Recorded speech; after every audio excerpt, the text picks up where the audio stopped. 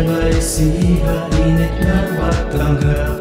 Inyong mararamdaman, nakikiliwang lugar at pasyalan, ang lawang inigan, inyong maiibigan.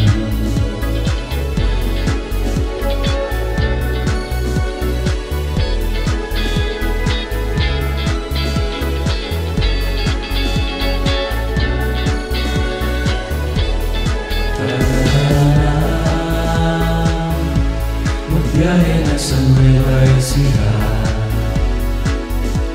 likas niyang gandaan, inyong maiibigan.